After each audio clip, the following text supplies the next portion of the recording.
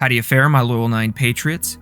History has repeatedly shown us the answers to many of our problems, and yet we continue, like clinically insane mental patients, pretending that maybe, just maybe, this time it will be different. Just like all the other great civilizations that have come before have always said, this time it will be different. Comparing the last 100 years of history to the modern era, what is different? Human bodies in large numbers still collect in one grave. Genocides are still occurring, and slavery, while claimed to be abolished, has simply taken a new form and conveniently ignored by a class of people that violently claim to be against slavery. The ruling class, the class that allows you to exist, is able to carry out this mass psychosis with just a few simple tools at their disposal. But don't take my word on it. Let the history speak for itself as I draw parallels between the past and the present. As always, you make your own decision. So let's get started.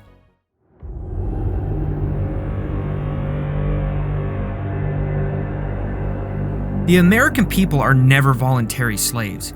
However, there are 2 obstacles preventing the American people to returning to a country of liberty. That is, a will to oppose tyranny, but how can people oppose tyranny if they don't understand what freedom is? Which leads to the next point, the realization that their minds have been subverted by a ruling class to ensure you permanently reside in a slavery class. Many of you might be asking, how and why would our government turn us into slaves? I'll let Jean-Paul Marat of the French Revolution answer that. He states, "It is not therefore by open attacks princes first attempt to enslave their people. They take their measures in secrecy. They have recourse to craft. It is by flow, but constant efforts, by changes almost imperceptible, by innovations of which it is difficult to observe the consequences, and such are scarcely taken notice of."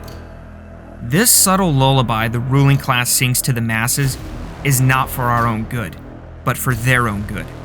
The ruling class is executing their long-term blueprint they crafted hundreds of years ago, but at a gradual pace, just at the speed where the wise foresee the remote calamities threatening their country, and the remainder of the population continues to be distracted with an American foreign war, a pandemic, or worse, the ultimate distraction, the hypnotic pixel that has infested every room in every house. We must remember, authoritarian rulers always provide a means of entertainment to its citizens. Athens invested heavily into theaters. Roman citizens entered the Colosseum at no cost. Or Weimar Germany, the pre-Nazi Germany that housed the city of Berlin, which at the time was known as the sex capital of the world, where anyone could satisfy any sexual desire, including pedophilia. Or if we observe the present, we have an endless amount of entertainment services, including Netflix, Amazon Prime, ESPN, and of course, Hollywood. Thus, plays, entertainments, shows are all allurements of servitude and the tools of tyranny. Entertainment, like a virus of the mind, the infection spreads from neuron to neuron, person to person, until the only thing people have in common is manufactured entertainment, which allows the public being hereby wholly engaged, pry not into the conduct of an administration. But the entertainment industry, besides being crafted for distraction purposes, has a far more sinister purpose, a purpose that many notice but are afraid to speak of, out of fear of being violently targeted by the tolerant, peaceful, all-inclusive left. What I'm speaking of is the effeminizing of the American male. This subversive plot is accomplished in a multifaceted approach.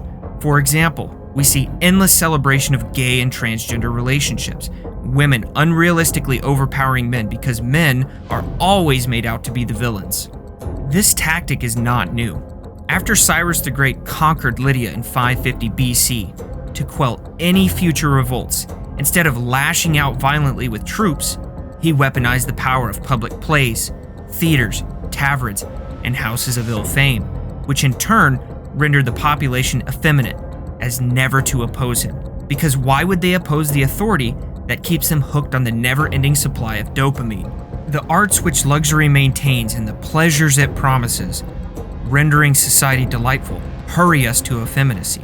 They soften our manners and enervate the haughtiness which endures neither fetters nor restraint.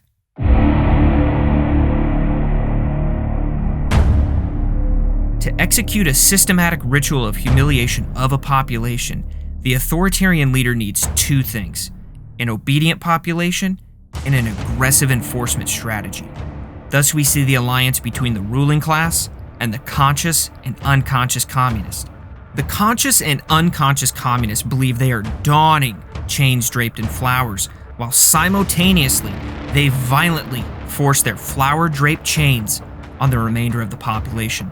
And if you resist, your entire pattern of life is destroyed until you submit, until you bend the knee, until you accept their ritual of humiliation, because misery loves company. This is accomplished with ease by the authoritarian left because the American people have allowed their system to become subverted at all levels by communists. Even more specific, they prey on people's desire for fame, for glory, for the like, which is why, without any resistance, people bow down to the temple of fortune, and why the stage, or better said, the entertainment industry, then becomes the most fatal school of servitude. Have a different opinion than the rest of the industry and expect to never be cast in a production ever again.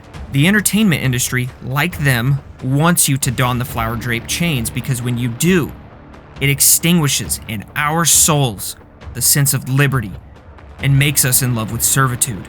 Moreover, the authoritarian left systematically targets and exposes anyone with a dissenting opinion, not with intelligent rhetoric, but with corporate-crafted lies and violence specifically targeted at patriotic Americans.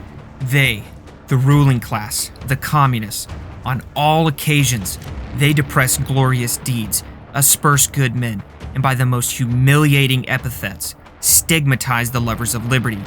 In modern times, we see certain groups stigmatize and attack patriotic people, burn the American flag, and violently attack people that do not want to wear a mask or receive a mystery potion. But we also see this group attack parents, simply because the parents dared to have a say in what their kids are being taught. Make no mistake, this behavior is a learned behavior and is not natural. And to top it off, it is celebrated and condoned by the ruling class.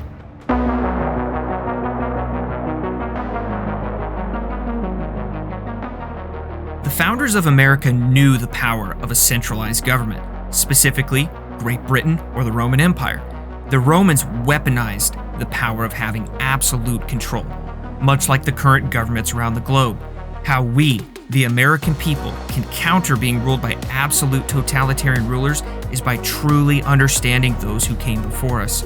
If we examine the Celtic nations, they were very independent, and they achieved this by being tightly knit within their communities and not aspiring to be the urban entity that ultimately destroys all civilizations. Their local community mindset method proved impossible to their chieftains to become absolute. Additionally, we must understand this is a battle between good and evil, and to stand unshaken at dangers, be disheartened by no obstacle, and restrained by no consideration, less fearing the horrid torture than the opprobrium betraying their country to a tyrant. We need to rekindle the once amazing flame of love for one's patria. Lastly, we must understand that we are the majority. We must recognize and harness the power we can wield. People right now are purchasing luxury and entertainment that the ruling class permits them to enjoy with the currency of liberty. What happens when the currency of liberty is no more? Because of the power of time, we become complacent. Because of the power of time, we become corruptible. And because the power of time, we become slaves. Pro Deo Et Patria. Loyal 9 out.